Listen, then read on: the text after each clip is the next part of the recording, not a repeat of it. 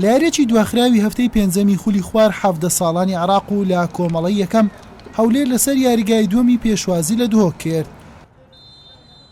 تازە پێگەیشتوەکانی هەولێر لە نیوەی یەکەم یاریەکی تاگلایانیان ئەنجامدا. کۆمەڵێک دەرفەتیان هەبوو بۆ گۆڵتۆمارکردن، بەڵام لێی سەرکەوتوو نەبوون و نیوەی یەکەم بە ئەنجامێکی سپی کۆتایی هات.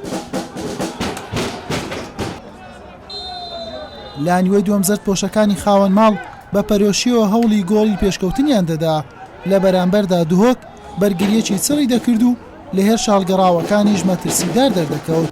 لە خولەکی 84 ناوژوان لێدانێکی سزای بۆ هەولێر ئەژمار کرد.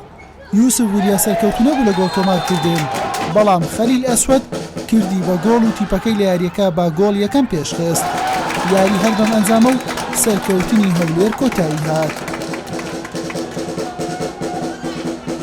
زۆر سپاسی کەنال پێ دەکەم بەڕاستی پاپشتی گەنج و لەوانە لە سەفیاتی عمرەکان بەبێ جیاوازی الحەمدوللا توانێت سێ خاڵ یاریەکە بەرز بین. بەڕاستی لە ئەدای یاریەکە لە هەفتای یەکەم زۆر باش بوون، ئەنی هەیت فرسەک مال و دۆڕێکە نەمان قۆستەوە الحەمدوللا خۆی زۆر شکر.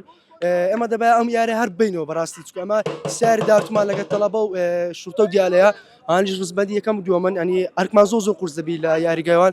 زۆر سپاس بە خودای گەورە الحەمدوللا و سێ خانوان بێژینە ئینشاءالله بەرەو یاری کۆتایی دەڕۆین ئینشاءالله.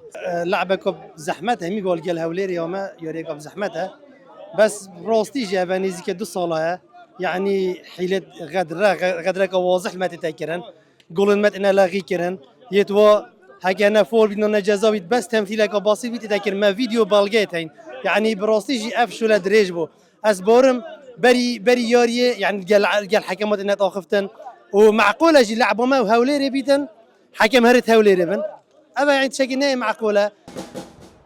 بەم سەرکەوتنە تیپی خوار 17 ساڵانیانەی هەولێر بوونە خاوەنی 14 خاڵ و دووەمی کۆمەڵەکەیانن، دۆکیش بە 10 خاڵ پێنجەمە. حوسێن محەممەد کەناڵی پێام هەولێر.